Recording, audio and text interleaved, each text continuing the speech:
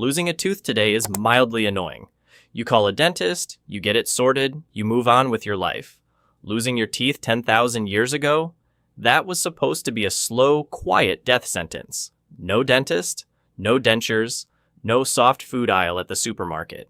Just you, an increasingly gummy mouth, and a world that required you to chew your way through raw meat, tough roots, and whatever else the ancient world decided to put in front of you that day. And yet, ancient humans with missing teeth, damaged teeth, and in some cases, almost no functioning teeth at all, survived. Some of them survived for years. Some of them survived long enough to become some of the oldest individuals their communities had ever seen. So today we are asking the question, how exactly did ancient humans survive without teeth? And what does the answer tell us about how smart, resourceful, and frankly kind these early communities actually were? Spoiler, it involves fire, a lot of mashing things together, and some genuinely touching evidence that ancient humans really did look after each other. Let us get into it. Step 1. Let us talk about what losing teeth in the ancient world actually meant, because it was a genuinely serious problem and we should not undersell it. Your teeth are your primary food processing equipment. They are what turn a piece of tough animal meat or a hard root vegetable into something your digestive system can actually handle.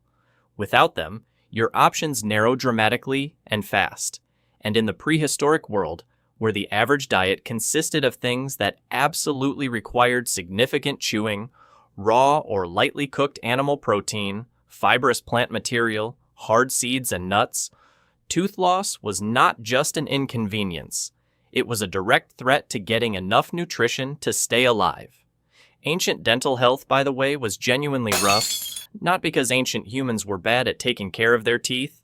They actually had significantly lower rates of tooth decay than most modern people, largely because they were not eating refined sugar, but because their teeth wore down at a remarkable rate from the sheer physical demands placed on them. Prehistoric diets required enormous amounts of chewing. Studies of ancient teeth show where patterns so dramatic that by middle age, many individuals had ground their molars down almost to the gum line purely from a lifetime of chewing tough, coarse, grit-containing food. And on top of mechanical wear, ancient people also experienced dental infections, abscesses, and cracked teeth from impact, all without any form of professional treatment. Tooth loss was common, and the question of what happened next is genuinely fascinating. Step 2. Here's where it gets interesting, because ancient humans did not simply give up when they lost their teeth. They adapted, and the adaptations they developed were clever, practical, and in some cases, remarkably sophisticated for a world with zero dental technology. The single most important adaptation was something humans had already been using for hundreds of thousands of years for completely different reasons. Fire. Specifically, cooking. Cooking transforms food in ways that are almost miraculous from a toothless person's perspective. Heat breaks down the tough connective tissue in meat, making it dramatically softer. It softens the cell walls of plant material, converting hard fibrous vegetables into something that can be gummed, mashed, or swallowed with minimal chewing required. Starchy foods like tubers and roots become genuinely soft and easy to process when cooked.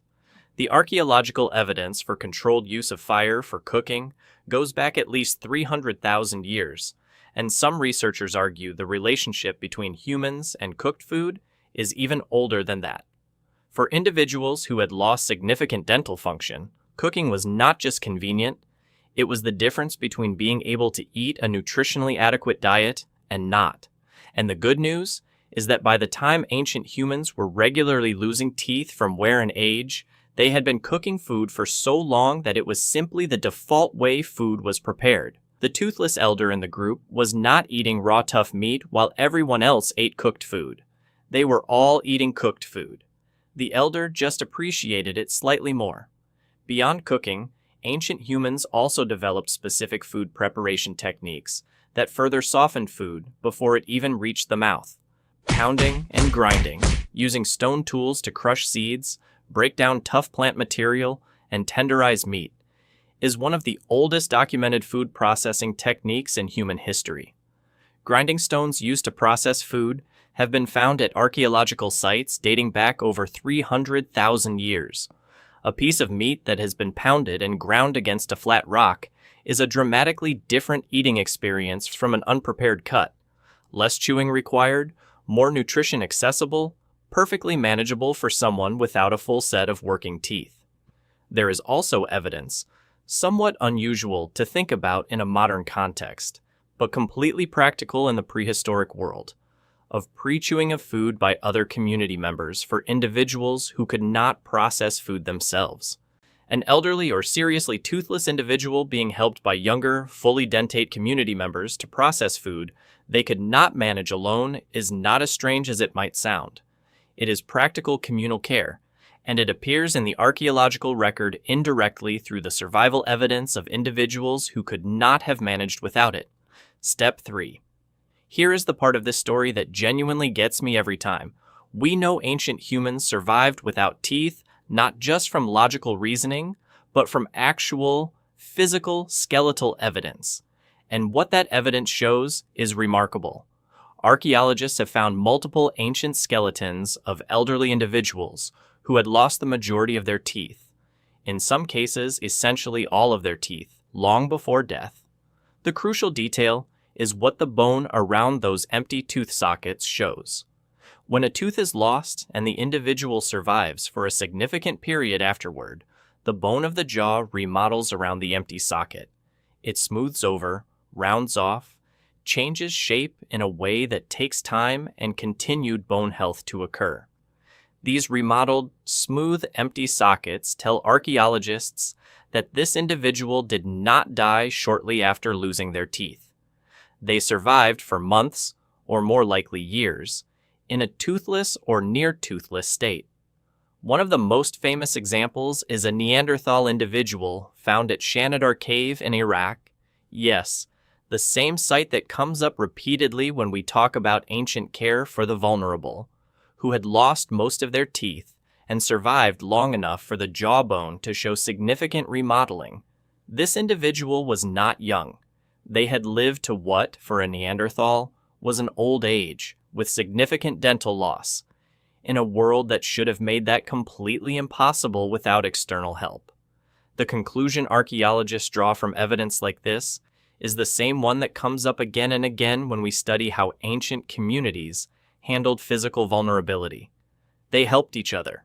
The toothless elder did not wander off to manage alone. The community adjusted its food preparation, shared its cooking, and made sure that losing your teeth did not have to mean losing your life. So how did ancient humans survive without teeth? They cooked their food, which softened it enough to be manageable without significant chewing. They pounded and ground tough food using stone tools before eating, doing mechanically with rocks what their missing teeth could no longer do biologically. They relied on the practical, collective support of their communities to make sure that physical limitation did not become a death sentence. And the evidence of their survival is written, smoothly and unmistakably, into the remodeled bone of their ancient jaws. Honestly, ancient humans without teeth were doing better than most of us feel on a Monday morning. And they were doing it with rocks and fire. If this gave you a whole new appreciation for both your dentist and your ancient ancestors, subscribe and leave a comment below. We want to hear what part of this surprised you the most.